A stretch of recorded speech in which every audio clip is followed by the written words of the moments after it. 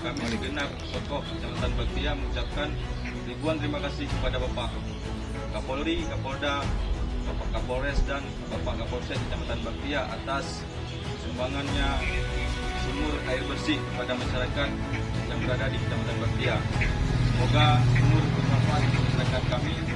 Saya akhiri wabillahi taufiq wal hidayah. Assalamualaikum warahmatullahi wabarakatuh.